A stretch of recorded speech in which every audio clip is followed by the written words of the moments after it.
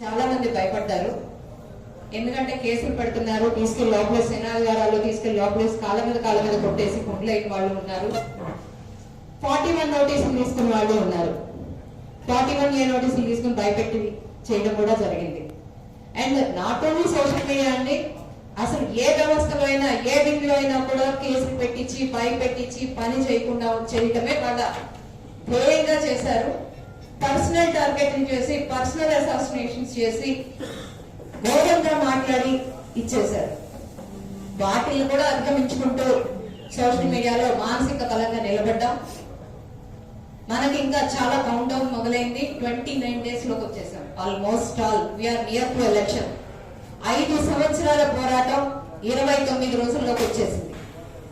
ఇవాళ ఎవరు మన మీద కేసులు పెట్టే పరిస్థితి లేదు, అర్హత లేదు. ముందు మనం చేసిందేంటో ప్రజలకు చూపించుకుంటా వెళ్దాం. ప్రతి ఇంటికి గుమ్మానికి ఎలా చేరాలో, అది ఎలా చేస్తే మనం ప్రతి గుమ్మానికి చేరగలమో ఒక ఐడియాస్ తీసుకుందాం. దాని ప్రకారంగా ఒక స్ట్రాటజిక్ గా ప్లాన్ చేసుకుని వెళ్దాం అనేది నా అభిప్రాయం.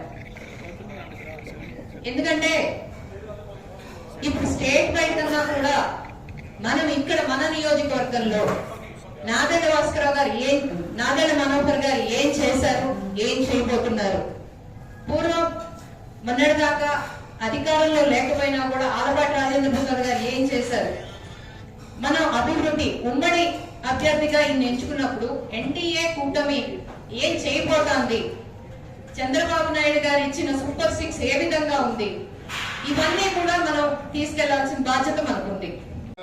రావాలన్నా కంపల్సరీ తెనాల్లో ఆ పార్టీ గెలవాలి. సో నాదెళ్ల మనోహర్ గారు ఇక్కడ గెలవటం చాలా అవసరం. దీన్ని అందరూ కూడా మనం దృష్టిలో పెట్టుకొని పనిచేయాలి. ఇక్కడ మనోహర్ గారిని మనం గెలిపించుకుంటే మాత్రమే ఈ రాష్ట్రంలో అధికారంలోకి ఈ ఎన్డీఏ కూటమి వస్తుంది అనేది మనందరం కూడా గమనించాలి. ఈ సెంటిమెంట్ ని మనం గౌరవిస్తూ ప్రతి ఒక్కళ్ళం కూడా చాలా కష్టపడి పనిచేయాలి. ప్రతి ఒక్కళ్ళు ఇంకా ఉన్నది చాలా కొద్ది రోజులు.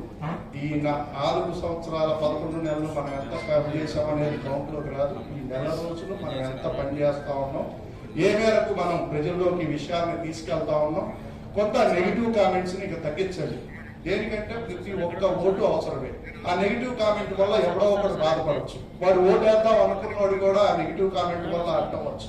కాబట్టి కొంత నెగిటివ్ కామెంట్స్ ని తగ్గించి ప్రతి ఒక్క ఓటు మనకి పడే విధంగా, ప్రతి ఒక్కడు మన వల్ల ప్రభావితం అయ్యేలాగా, మన పథకాల వల్ల ప్రభావితం అయ్యేలాగా, మనం చేరిపోయే మంచికి ప్రభావితం అయ్యేలాగా, మనం ఏ డెవలప్మెంట్ చేస్తామని వాళ్ళు ఆశిస్తా ఉన్నారో అది మనం ప్రజల్లోకి తీసుకెళ్లే విధంగా మనందరం కూడా ఈ సోషల్ మీడియా ద్వారా ప్రజల్లోకి తీసుకెళ్తే ఇది చాలా ఎఫెక్టివ్ గా ఉంటది. కాబట్టి ప్రతి ఒక్కళ్ళు ఈ పని మనసులో పెట్టుకొని ఎవరిని ఒక మాట అనకుండా ప్రతి ఒక్కళ్ళని ఆకర్షిస్తూ ప్రతి ఒక్క ఓటు మనకి పడే విధంగా.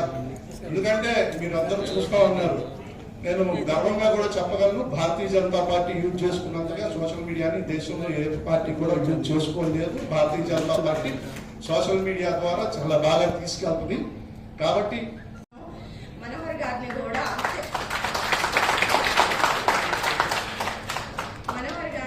గెలుపులో మేము మాకున్న పొటెన్షియల్ అంతా మేము వాడలేకపోతున్నాము. ఎందుకంటే మాకు మీరు ఏం పోస్టులు పెడుతున్నారు, లేదా మీరు ఏం షేర్ చేయాలి, మా ద్వారా మీరు ఏం షేర్ చేయించుకోవాలనుకుంటున్నారు, ఆ కంటెంట్ మాకు రావట్లేదు, వస్తే ఇంకా బాగా చేసే వాళ్ళము అని చాలా మంచి పాయింట్స్ మీరు చెప్పారు. ఈ రోజు నుంచి నేను కూడా ట్రై చేస్తాను. మా వాళ్ళు కూడా చాలా బాగా చేస్తారు.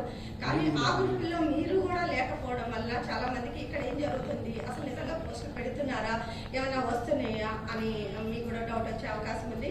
నేను హైదరాబాద్ లో ఉన్నప్పుడు ఎక్కువగా నేను వాడే సోషల్ మీడియా అంటే వాట్సాప్ గ్రూప్స్ ఒకటే. గ్రూప్స్ లో మాత్రం బాగా చూసేదాన్ని. అందులో నచ్చింది షేర్ చేయమని మా వాళ్ళు కూడా చాలా సార్లు నేను అడిగేదాన్ని. కదులు ఇక యుద్ధం బదులు ఈ సైకోపాలనకు నేడు అంతం మొదలు. చల్ సాకవు కథలు ఇక తప్పవు వదలు. ఈ జగన్నాటకాలను పసిగట్టిరి ప్రజలు. బ్రహ్మ విష్ణు ఈశ్వరులే కలసి కథం తొక్కగా భస్మాసురులందరూ ఇక భస్మమే రచిత్తుగా. ఈ